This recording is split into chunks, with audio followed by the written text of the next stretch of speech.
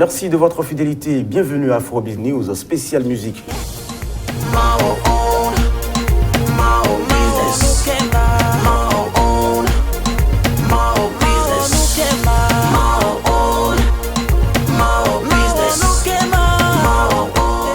Le roi du R&B togolais est à la maison. Son nom, Omar B. Bienvenue chez nous, Omar B. Merci. Comment est-ce que tu vas? Merci, je vais très bien. Je vais très bien. Comment est-ce que tu te sens là actuellement? Je suis en forme. J'ai toujours l'air calme, mais je suis une puissance calme. Très bien. Là, tu permets qu'on se tutoie parce que bon... Il n'y a pas de problème. Ça marche. Je n'ai pas de problème. Alors, Omar B, 10 ans de carrière à partir de 2007. Plus de 500 titres à ton actif. 2 albums. Le premier vendu à plus de 10 000 exemplaires dès la sortie. Yeah. Aujourd'hui, comment se porte ta musique? Bon, je ne dirais pas qu'elle se porte bien. Parce que je n'ai pas envie de jouer le faux. Je veux être vrai avec moi-même. Et je pense que j'ai toujours entendu dire que si Omar B était né en Amérique, franchement, ça ne sera pas ça. Hein. Donc, c'est-à-dire que la musique au Togo, elle va très mal. Mais on se contente de ce qu'on a. Parfois, c'est pour ça qu'on dit « oh, ça va », tout en sachant que ça ne va pas. Voilà. Donc, ce que j'ai envie de dire à ceux qui nous regardent, c'est que la musique, elle va mal. Maintenant, moi, ma musique, elle va bien dans le sens où, ok, c'est pas ça que je m'attendais, mais ça va. Amissia, mais le titre qui t'a lancé en 2007 sur la scène nationale, pourquoi pas internationale, dis-nous comment est-ce que tu as vécu déjà ces instants dès sa sortie. Au départ, c'était un titre qui était dans les tiroirs, paraît-il. Oui. J'ai chanté. Cette chanson, je l'avais depuis 2007. Et elle est sortie en 2009. Voilà, fin 2009, 2 ans après. Juste parce qu'à la base, je ne voulais pas rentrer dans le mouvement musical parce que j'étais un peu attristé par le fait que les artistes se piquaient entre eux. Il y a trop d'hypocrisie, trop de trucs. Donc, je n'étais pas intéressé. Tu en as subi aussi des coups bas? Si, plein de coups bas. Mais je tiens debout parce qu'un homme n'abandonne pas. Il ne faut pas abandonner. Hein.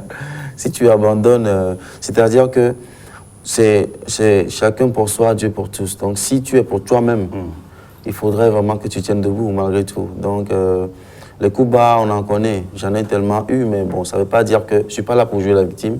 Et je ne suis pas là pour dire aussi à ceux qui font ces trucs que j'ai peur de ou quoi que ce soit. Parce que je sais que c'est Dieu qui a la dernière parole. Donc, voilà, c'est ça qui ne m'intéressait pas. Mais j'ai eu Jenny Djela qui est passé pour enregistrer un son dans mon studio. Parce qu'il faut rappeler que tu es aussi arrangeur. Je suis arrangeur à la base. Donc, c'est Jenny Djela qui m'a dit non, mais tu ne peux pas faire une musique pareille et garder dans la chambre pour toi seul. Donc, elle m'a demandé de la donner, qu'elle veut écouter. Et quand elle a pris, elle est partie mettre ça à la radio. Et finalement, j'ai été nominé pour devenir le meilleur R&B de l'année. Voilà. L'histoire a commencé là. Et tu enchaînes des tubes. J'enchaîne. Aujourd'hui, plus de 500 tonnes actives par an. J'enchaîne, oui. Bon, comme j'ai une passion très folle pour la musique, je chante tout le temps. Je chante tout le temps.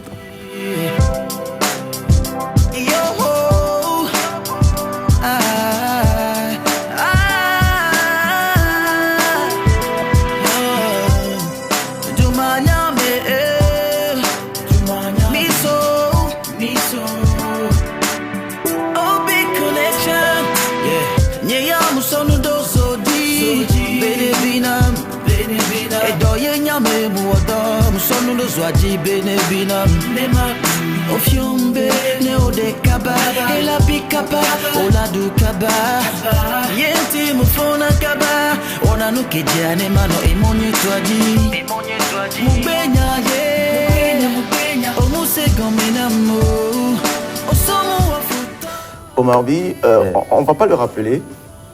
Tu es très connu chez toi au pays, au Togo. Alors, connu à l'extérieur aussi. Hein. Même à l'extérieur.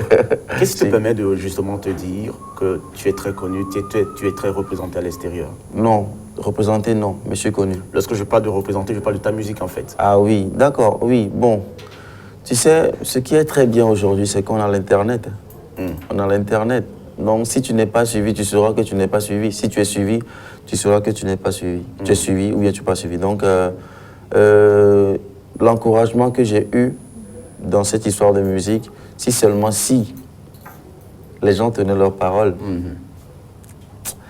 les choses ne sont pas telles qu'elles sont aujourd'hui. Qu'est-ce que tu dénonces justement dans ce showbiz-là, apparemment? Parce que là, on sent que tu as vécu de mauvaises expériences. Non, pas que de mauvaises expériences. Tu as vécu aussi de bons moments. De bons moments. Forcément, mais aujourd'hui, D'ailleurs, quelque part, tu portes aussi les gènes de quelqu'un qui voudrait aussi voir les choses changer d'une certaine manière. Bien sûr. Je t'assure que si seulement tu savais ce qui se passe dans ma tête actuellement. Et qu'est-ce qui se passe dans ta tête? Dans ma tête, il y a tellement de choses que je voudrais changer. Comme? Par exemple, ceux qui font la promotion de la musique au Togo, il y a des gens qui sont corrompus. Il y a des gens qui sont vraiment mal intentionnés. Il y a des gens, c'est-à-dire que si il arrive même qu'en passant, tu ne les as pas vus et que tu ne les as pas salués, ils ont trop de jugements et pour ça, ils peuvent te noyer s'ils ont la puissance, quoi. Malheureusement, ils n'ont pas cette puissance. Malheureusement. Bon, on va parler de ta musique. Voilà. Revenons à ton premier album. Oui. Un succès. Un succès vraiment et je remercie les fans et ceux qui ont fait la promotion de cet album. Je remercie. Moi, au début, je suis quelqu'un qui voit toujours les choses en grand. J'aime trop voir les choses en grand. C'est-à-dire que je ne me dis pas, oh, si je vois petit, c'est bon, non. J'imagine plus grand.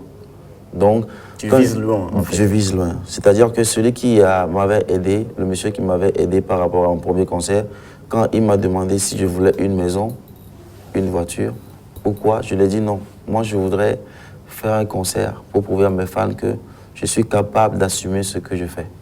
Donc, ça s'est passé, ça a été un succès, on a bien fait. Et il était satisfait, j'étais satisfait, toute mon équipe était satisfaite. Voilà. Ce qui veut dire qu'aujourd'hui, ta musique se porte bien. Ma musique, elle se porte bien. Comme je te l'avais dit. Je te l'avais dit avant. Je t'avais dit que pour moi, ce n'est pas ça. Tu n'aimes pas encore ça. C'est pas ce que je veux. Les objectifs à atteindre. Oui, mais à cause du pays où je suis, comme je te le disais, des gens ont dit si Omar By était né aux États-Unis ou en France et qu'il avait toujours les mêmes bagages que j'ai aujourd'hui, ça ne sera pas ça. Voilà. Omar By, une très belle voix, mais aussi une très belle présence sur scène. Yeah.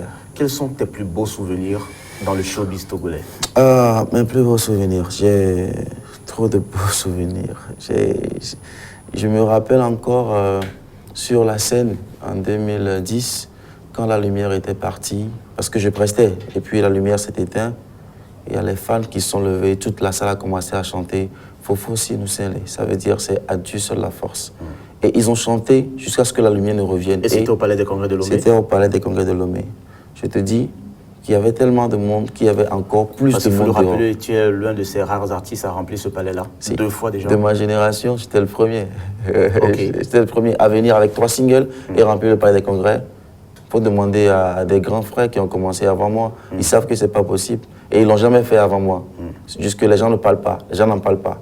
Mais je t'assure que ce sont des choses qu'il faut mettre en valeur parce que, normalement, l'homme doit être reconnaissant dans sa vie, dans tout ce qu'il fait. C'est-à-dire que si tu arrives à te réveiller le matin, sois reconnaissant au moins d'avoir la vie que quelqu'un a déjà perdue. Tu vois. Donc s'il n'arrive pas à reconnaître ça, mais moi je sais, et puis beaucoup savent que de ma génération, je suis le premier. Donc c'est arrivé, ils étaient ébahis, mais je savais que Dieu était toujours grand, comme il a toujours été dans ma vie. Voilà. Alors ce succès, comme tu l'évoques en 2010, est-il le même aujourd'hui, en 2017? En 2017, ce succès, non. Non. Ce qui veut dire quelque part, la température a baissé. La température a baissé parce que les gens ne font pas le travail. Je te l'avais dit avant. Oui. Est-ce que l'artiste lui-même crie toujours? Si. Tu vois, et dans ma langue, on dit après beaucoup de la meno, quoi. C'est-à-dire? C'est-à-dire que si tu as quelque chose de meilleur à la maison, tu ne peux pas le savoir parce que tout le temps tu le vois. C'est le jour où cette chose ne sera plus là que tu comprendras que j'avais un objet de valeur.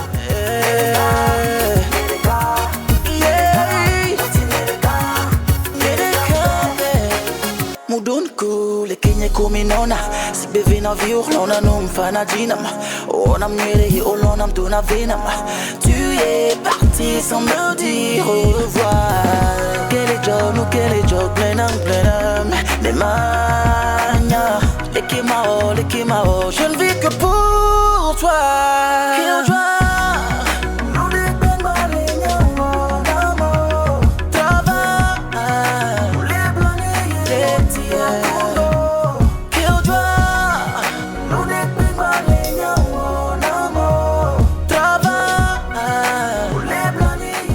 Entouré de cette jeune génération d'artistes togolais pour former ce groupe-là ou ce label-là, Obi Connection.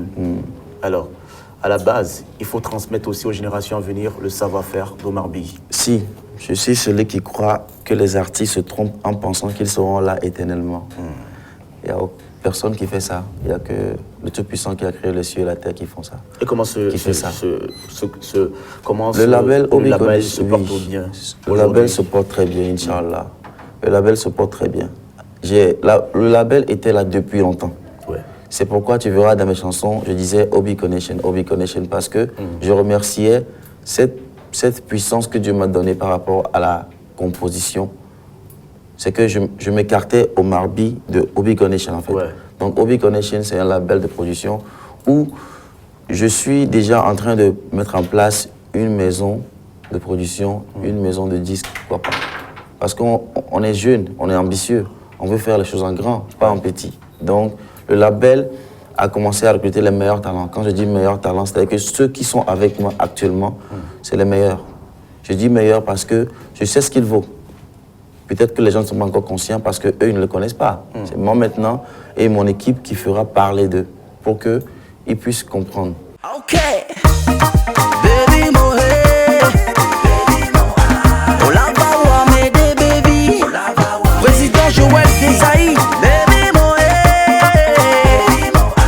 tu vas tirer l'enfant de quelqu'un, oh ah, allez oh, allez, allez, allez oh, allez, allez, allez oh,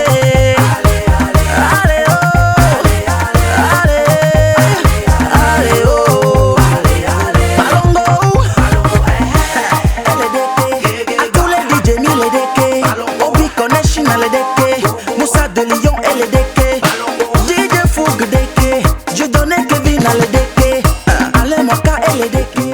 Parlant de mon label et de mes artistes ou bien mes jeunes artistes, comme tu le disais, la meilleure façon de réussir, c'est de tendre la main aux autres. Donc, ce que je fais, je ne pense pas qu'à moi, je pense aux autres aussi. Je pense à mes artistes, je pense à mes fans, je pense aussi à ma famille, tu vois. Donc, dans un premier temps, je ne peux pas vivre en ôtant de moi la foi. Impossible. Je crois en cette musique. J'y crois. Même si le Omar B d'aujourd'hui que je suis n'est pas là, il y aura un autre Omar B pour continuer le combat. Ça, c'est sûr. Voilà. Tu fais du R&B, tu fais de la musique, disons, tout court. Et il y a quelques temps, tu t'entoures également des grosses pointures de la musique rap au Togo pour sortir un concept, le rap rituel. Alors, explique-nous un peu. Voilà, le rap rituel, parce que je suis celui qui croit que dans la vie, on se souille au fil du temps. On se souille. D'une façon ou d'une autre, on se souille. En faisant beaucoup d'activités, on se souille. Donc, j'ai remarqué que les artistes ou bien les MC, ceux qui font le rap au Togo, ont perdu leur voix. Voilà. C'est-à-dire? C'est-à-dire peut-être qu'ils n'ont pas compris le concept du rap.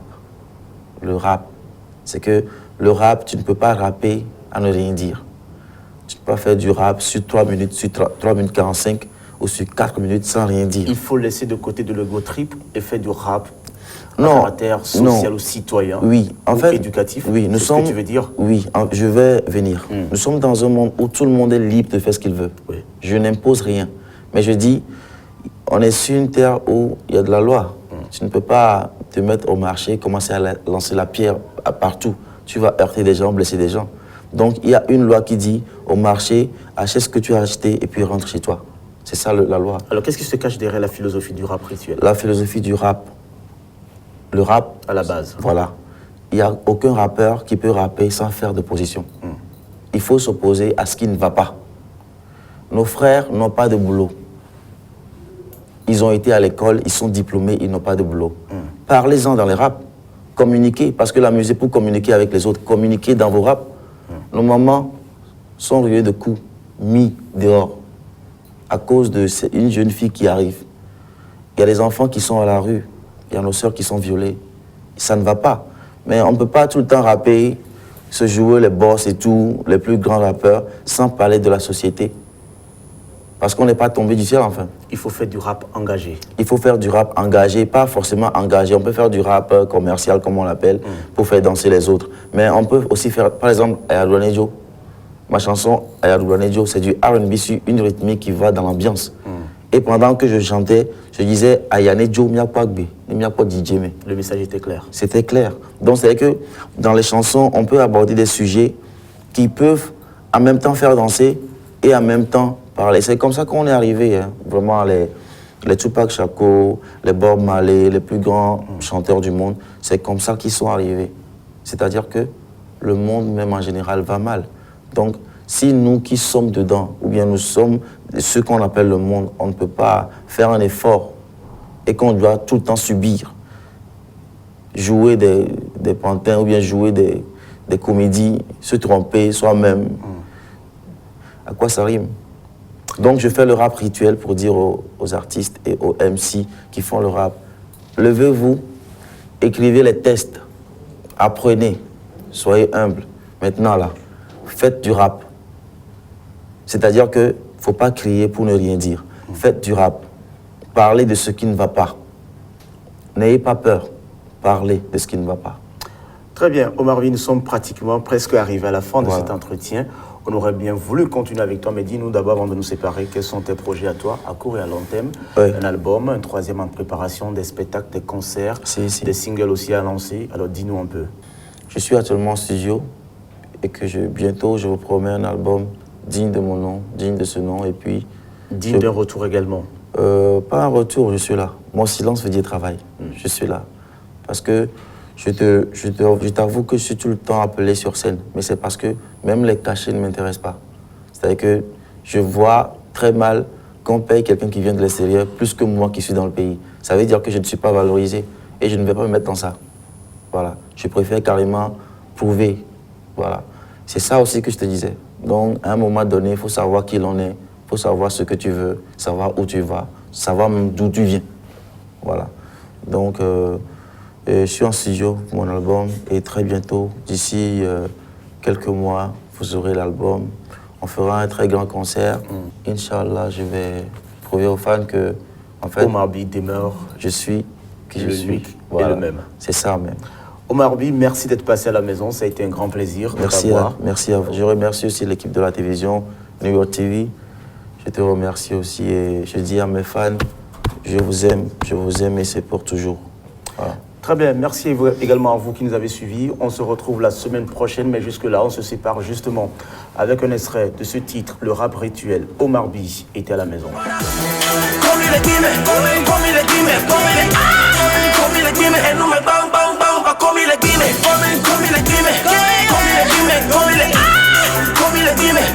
Obeleke